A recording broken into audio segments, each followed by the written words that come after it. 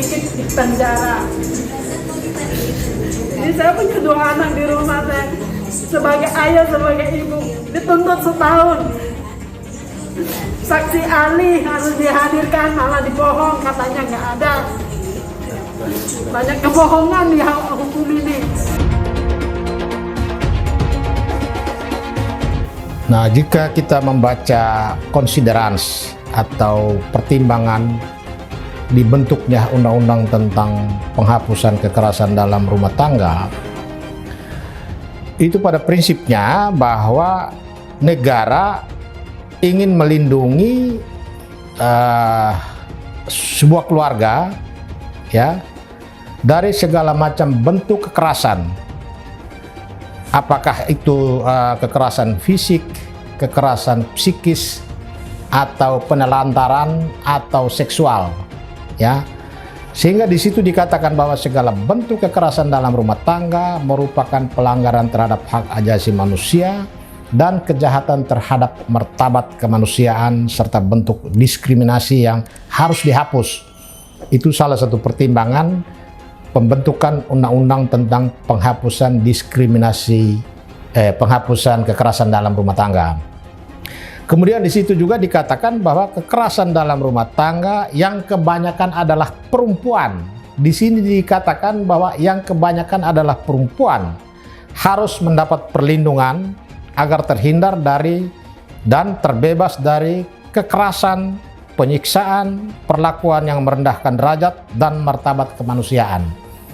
Nah, penekanan pada kata-kata kebanyakan perempuan, sebetulnya undang-undang tentang penghapusan kekerasan dalam rumah tangga pada dasarnya ingin memberikan perlindungan yang lebih kepada kaum perempuan di dalam sebuah rumah tangga. Dengan demikian, maka pihak-pihak yang diwajibkan oleh undang-undang untuk memberikan perlindungan kepada siapapun dalam rumah tangga ketika terjadi peristiwa kekerasan adalah antara lain masyarakat, ya, keluarga, advokat, jaksa, polisi, bahkan sampai hakim. Itulah beberapa elemen yang oleh undang-undang diwajibkan untuk memberikan perlindungan ketika sebuah peristiwa kekerasan di dalam rumah tangga terjadi. Dalam hal ini apalagi kalau peristiwa itu terjadi terhadap perempuan. Jadi sebetulnya undang-undang tentang penghapusan kekerasan dalam rumah tangga sudah secara maksimal melindungi orang-orang yang sangat potensial menghadapi peristiwa kekerasan.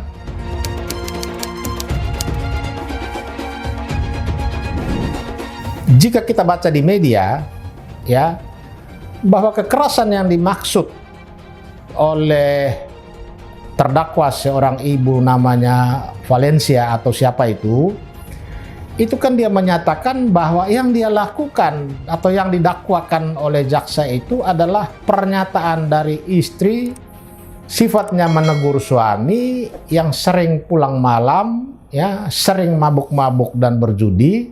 Dan itulah yang dikategorikan oleh kepolisian, ya, polisi penyidik atau jaksa penuntut umum sebagai kekerasan dalam rumah tangga. Padahal jika kita membaca definisi tentang kekerasan dalam rumah tangga menurut Undang-Undang Penghapusan Kekerasan dalam Rumah Tangga, maka sebetulnya apa yang dilakukan oleh Ibu Valencia terhadap suaminya itu tidak masuk sedikit pun dalam kategori kekerasan dalam rumah tangga.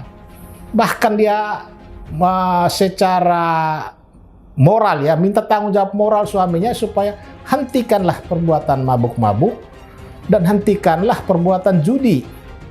Apakah dengan pernyataan atau ratapan dari istrinya terhadap suaminya itu masuk dalam kategori kekerasan? Sama sekali tidak ada. Karena dia baru bisa masuk dalam kategori kekerasan apabila pernyataan itu bisa menimbulkan dia tidak percaya diri, dia menjadi tidak berdaya, ya, atau dia menjadi hilang kepercayaan dan segala macam, sehingga itu masuk di dalam kategori kekerasan dalam rumah tangga atau kekerasan psikis. Nah, yang terjadi sesungguhnya adalah peristiwa kekerasan yang dilakukan oleh suami karena sudah sekian tahun menelantarkan istri dan anaknya tanpa diberi nafkah. Inilah yang seharusnya polisi gali, ya polisi proses dan menghadapkan di pengadilan pada hari ini adalah suami. Karena suami sudah secara faktual melakukan kekerasan dalam rumah tangga dalam bentuk penelantaran istri dan anak-anaknya. Sehingga kita patut curiga, ya, oknum penyidik di kepolisian Polda Jawa Barat, oknum jaksa penuntut umum di Kabupaten Karawang, mereka ini patut diduga sudah dibeli habis oleh saksi pelapor atau suami dari Ibu Valencia ini. Karena mereka jelas-jelas mengabaikan, tidak memberikan perlindungan kepada Ibu Valencia, tetapi justru mereka memihak dan mendorong kasus ini lebih dahulu disidangkan di pengadilan, sementara suaminya pun yang sudah diproses oleh kepolisian, perkaranya sampai sekarang tidak menentu. Padahal undang-undang penghapusan kekerasan dalam rumah tangga sudah menekankan bahwa korban yang lebih dilindungi itu adalah perempuan. Sehingga kita patut pertanyakan ada apa? Sehingga jaksa polisi mengkhianati profesinya, mengkhianati tanggung jawab hukumnya, lalu mengkriminalisasi Ibu Valencia. Nah, oknum jaksa, oknum kepolisian seperti ini, Kapolri, Jaksa Agung harus tinjau kembali kedudukannya sebagai penyidik dan penuntut umum, kalau perlu pecat. Karena mereka sudah membuat citra penegak hukum tercoreng dan juga tidak memberikan rasa keadilan bagi kaum ibu di seluruh Indonesia. Karena bagaimanapun Ibu Valencia ini representasi dari orang kecil, ibu rumah tangga yang lemah, yang sering menjadi korban penelantaran suami, korban, ya katakanlah kekerasan psikis juga. Dia sebagai istri tapi dia tidak pernah dinafkahi, dia tidak pernah diberikan pendapatan yang layak untuk membiayai hidup keluarganya. Inilah kita sesalkan, negara tidak hadir, ya. Ada institusi Polri yang dari awal mendapat pengaduan kasus ini masuk dalam kategori delik aduan. Tetapi kenapa Polri memproses, ya, menjadikan ibu ini tersangka sementara suaminya perkaranya sampai sekarang belum diproses atau masuk kepada penuntutan di pengadilan? Kita berharap, ya, harapan satu-satunya sekarang rasa keadilan itu muncul dari putusan hakim besok. Kami selaku advokat, ya, RKN juga kalau perlu kita minta untuk mengambil porsi pemberitaan kasus ini supaya Mahkamah Agung memperhatikan, memberi keadilan kepada ibu yang dijolimi ini. Kenapa berita ini menjadi viral, ya? Kalau kasus ini sampai putusannya ibu ini divonis, ini adalah matinya keadilan bagi ibu rumah tangga yang selama ini menjadi korban kekerasan akibat ulah suami.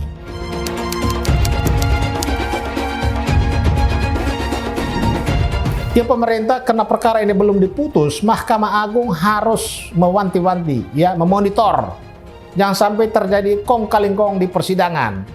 Kalau kita lihat dinamika di dalam persidangan, hakim sudah berkali-kali tegur jaksa penuntut umum karena kenapa tidak bisa menghadirkan ahli.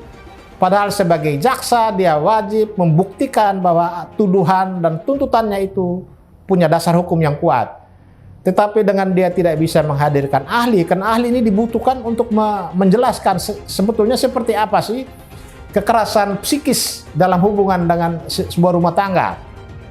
Apakah kata-kata dan kalimat, ya, bahwa suami supaya tidak mabuk, supaya tidak main judi, apakah itu masuk dalam kategori kekerasan dalam rumah tangga? Sementara di fakta yang lain, secara nyata bahwa justru yang melakukan kekerasan dalam rumah tangga itu adalah suaminya karena menelantarkan istri dan anaknya dengan tanpa memberi biaya hidup yang cukup.